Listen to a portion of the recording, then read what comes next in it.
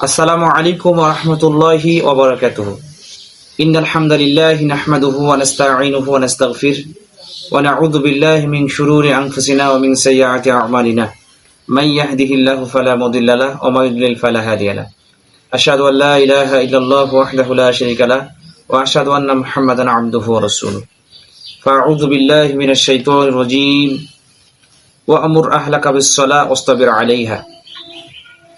عن جابر رضي الله تعالى عنه عن النبي صلى الله عليه وسلم قال إن بين الرجل وبين الشرك والكفر ترك الصلاة رواه মুসলিম।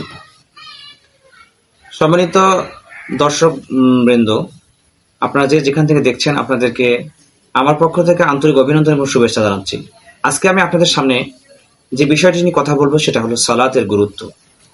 সম্মানিত দর্শক মণ্ডলী, আমাদের সমাজে সালাতের গুরুত্ব দিন দিন হারিয়ে যাচ্ছে, অথচ মুসলিম হিসেবে একজন নারী এবং একজন পুরুষের উপর সালাত আদায় করা ফরজ।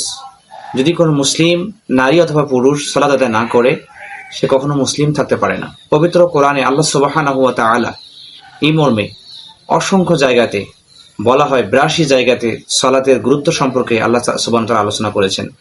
মহান আল্লাহ সুবহানাহু ওয়া তাআলা সূরা তাহার 132 নম্বর আয়াতে আল্লাহ তাআলা বলেন, ওয়া আমুর আহলাকা বিস-সালাতি ওয়াসতাবির আলাইহা। হে নবী, তুমি তোমার পরিবারকে সালাতের আদেশ করো, ওয়াসতাবির আলাইহা, এবং নিজের সালাতের প্রতি অটল থাকো। তাহলে অত্র আয়াতে আল্লাহ সুবহানাহু ওয়া তাআলা প্রত্যেকটা মুমিন ঈমানদারদেরকে আদেশ করছেন যে নিজে তুমি সালাত আদায় করো এবং সালাতের প্রতি অবিচল থাকো। সম্মানিত হাজিরিন, তাহলে অত্র আয়াত থেকে আমরা এটাই বুঝতে পারি যে সালাত আদায় করার গুরুত্ব রয়েছে। এটা মুসলিম হিসেবে নিজে যেমন সে সালাত আদায় করবে, ঠিক তার পরিবারকেও সে সালাত আদায়ের নির্দেশ দিবে। এটা হলো আল্লাহ তাআলার নির্দেশ। এই মর্মে সুনান আবু দাউদে একটা হাদিস বর্ণিত হয়েছে, 495 নম্বর হাদিস। হাদিসটির মান সহিহ। রাসূল সাল্লাল্লাহু আলাইহি ওয়াসাল্লাম বলেছেন যে মুরু আওলাদাকুম বিস-সালাহ, তোমরা তোমাদের সন্তানদেরকে সালাতের আদেশ করো। ওহুম আবনাউস সাবিউ সিনিন, যখন তাদের বয়স 7 বছর। অর্থাৎ একটা সন্তানের বয়স যখন 7 বছর হয়, তখন আপনি বাবা হিসেবে, আপনি পরিবারের গার্জিয়ান হিসেবে আপনার সন্তানকে সালাতের আদেশ করবেন। এবং এরপর রাসূল সাল্লাল্লাহু আলাইহি ওয়াসাল্লাম বলছেন, অদরিবুহুম, তাদেরকে তোমরা সালাতের জন্য প্রহার করো, প্রহার করে হলেও তাদেরকে সালাত আদায় করাও। ওহুম আবনাউ আশরা সিনিন, যখন সন্তানের বয়স 10 বছর। অর্থাৎ 10 বছর বয়সে একটা সন্তান বাড়িতে থাকার পরে যদি সে সালাত আদায় না করে, তাহলে তাকে পিটিয়ে সালাত আদায় করাতে হবে। তাহলে নিঃসন্দেহে অত্র আয়াত থেকে এবং অত্র হাদিস থেকে আমরা এটাই বুঝতে পারছি যে সালাতের অনেক গুরুত্ব রয়েছে, সালাত আদায় করতেই হবে। যদি কেউ সালাত আদায় না করে, তাহলে রাসূল সাল্লাল্লাহু আলাইহি ওয়াসাল্লাম তাকে মুশরিক অথবা কাফের বলেছেন। এই মর্মে সহিহ মুসলিমের 148 হাদিস একাডেমি 148 নম্বর হাদিস এবং সহিহ মুসলিমের মূল ভলিউম 134 নম্বর হাদিস, জাবের রাদিয়াল্লাহু থেকে একটা হাদিস বর্ণিত হয়েছে। তিনি বলেন, রাসূল সাল্লাল্লাহু আলাইহি ওয়াসাল্লাম বলেছেন যে ইন্না বাইনার রাজুলি ওয়া বাইনাশ শিরকি ওয়াল কুফরি তারকুস সালাত।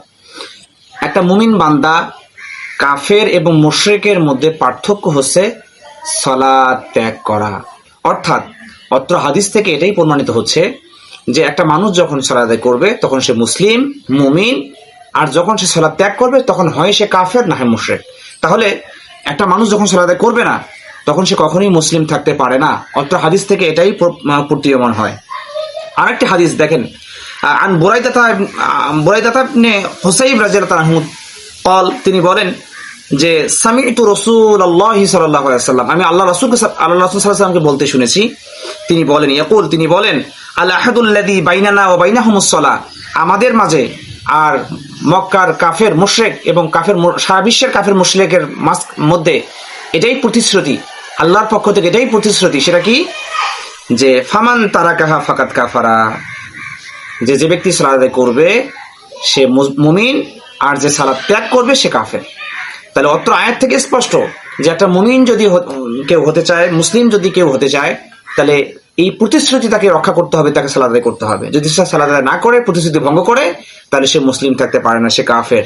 সম্মানিত উপস্থিতি, তাই আসুন আমরা অত্র আয়াত এবং হাদিস থেকে এটাই আমরা বুঝতে পারলাম যে একটা মুমিন মুসলিম যদি সে দাবি করতে চায়, অবশ্যই তাকে সালাত আদায় করতে হবে। সালাত আদায় না করলে সে কখনোই মুসলিম মুমিন থাকতে পারে না। কাজেই আসুন আমরা পবিত্র কোরআন এবং সহিহ হাদিসের আলোকে আমাদের সালাতটাকে সুন্দর করি এবং 5 ওয়াক্ত সালাত আমরা জামাতের সাথে আদায় করার চেষ্টা করি, পরিবারের সালাত কায়েম করি। আল্লাহ তাআলা আমাদের সবাইকে এই হক কথাগুলো বোঝার এবং আমল করার তৌফিক দান করুন। ওয়া আখিরি দাওয়ানা আলহামদুলিল্লাহি রাব্বিল আলামিন। আসসালামু আলাইকুম ওয়া রাহমাতুল্লাহি ওয়া বারাকাতুহু।